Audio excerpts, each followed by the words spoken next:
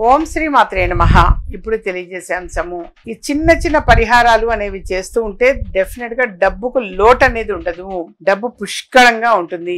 దానికి చేయవలసింది ఎప్పుడైనా సరే నాన్న రెమెడీస్ అనేవి మనం తెలియజేస్తున్నాము అంటే ఏ వ్యక్తి అయినా సరే కష్టపడితేనే ఫలితం దక్కుతుంది. కష్టపడకుండా కేవలం ఇవి చేసి ఎవరు కూడా ఎక్స్పెక్ట్ చేయరు, ఆశించరు. కానీ మనం పడే కష్టానికి ప్రతిఫలం కోసం అని చెప్పేసి ఇవన్నీ కూడా మన రెమెడీస్ చేసేది. ఇంత కష్టపడుతున్నాం ఎందుకంటే చాలా మంది నోటిబడి వింటూ ఉంటారు, చాలా కష్టపడతాం కానీ మాకు అసలు ఏంటో తెలియదమ్మా, ఎలాంటి రిజల్ట్ కనిపించట్లేదు, చాలా కష్టపడతాం మేము, లేచిన దగ్గర నుంచి ఎక్కువ కష్టపడుతూనే ఉంటాము మేము అని అంటూ ఉంటారు. సరే, అలాంటప్పుడు మీ కష్టానికి తగిన ఫలితం దక్కడం కోసము, అధిక లాభాలు గడించడం కోసము, ధనానికి లోటు లేకుండా ఉండేందుకు మీరు ఆచరించవలసింది శుక్రవారం నాడు లక్ష్మీ అమ్మవారిని చక్కగా పూజించటం, ఆరాధించడం అనేది జరుగుతుంది.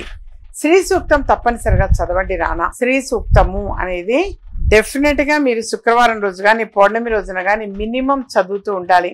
అలాగే లక్ష్మీ అమ్మవారికి తేనె నైవేద్యం పెట్టాలి. అలాగే లక్ష్మీ అమ్మవారి ముందు కొద్దిగా నవధాన్యాలు అనేటువంటి కొంచెం ఇట్లా నవధాన్యాలు అనేవి ఉంచి 108 1 రూపీ కాయిన్స్ తోటి అష్టోత్తర శతనామాడి ఓం ప్రకృతి నమః, ఓం వికృతి నమః, ఇలా 108 రామాలకి 108 కాయిన్స్, ఒక్కొక్క కాయిన్ చేతిలో పట్టుకోవాలి, అమ్మవారి ముందు సమర్పించాలి.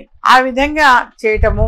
అలాగే ఆ తర్వాత కాస్త కుంకుమార్చన అనేటువంటిది కూడా చేయటము, ఆ కుంకుమని ధరించటము, వచ్చినటువంటి వాళ్ళకి ఆ కుంకుమ పెట్టడము, తాంబూలం ఇవ్వటము, ఇవి మినిమం మనం చేయవలసినది. మిగిలినట్టు ఇప్పుడు మనం నవధాన్యాలు పెట్టమన్నాం, మరి నవధాన్యాలు అలా ఉంచుతారు, తర్వాత ఈ నవధాన్యాలు ఏం చేయాలమ్మా అనుకుంటారు. అలాంటప్పుడు ఏదైనా సరే పారేటువంటి నీటిలో వదలటము చాలా చాలా మంచిది. లేదా హోమం జరుగుతూ ఉంటే ఆ హోమంలో వేయటము, ఎక్కడైనా సరే హోమానికి మీరు అటెండ్ అవుతున్నా అంటే హోమాల్లో వేయటము, లేదంటే పారే నీటిలో వదలటము, ఈ విధంగా చేయటం వలన వాస్తవంగా లక్ష్మీ కటాక్షం అనేది ఎక్కువగా ఉంటుంది. అధిక లాభాలు, గౌరవ మర్యాదలతోటి అధిక లాభాలు అనేది కూడా పొందగలుగుతారు. ధనానికి లోటు అనేది ఉండదు, ఎప్పుడు కూడా డబ్బుకు లోటు అనేది ఉండదు. కాబట్టి ఇలాంటి చిన్న చిన్న పరిహారాలు అనేది ఆచరించడం మంచిది నాన్న. శుక్రవారం నాడు క్షీరాన్నం చేయటం, నైవేద్యం పెట్టడము, తప్పనిసరిగా నైవేద్యం పెట్టడము, చంద్ర దర్శనం చేసుకోవటము, తప్పనిసరిగా శుక్లపక్ష చంద్రుడిని అది చేసుకోవటం వలన మానసిక ప్రశాంతత లభిస్తుంది. అలాగే లక్ష్మీ కటాక్షము అనేటువంటిది కూడా లభిస్తుంది. కాబట్టి ఇలాంటి చిన్న చిన్న పరిహారాలు చేస్తే చాలా చాలా మంచిది. ఈ నెలలో అంటే ఏప్రిల్ నెలలో 13వ తారీఖున నేను తిరుపతిలో అందుబాటులో ఉంటాను.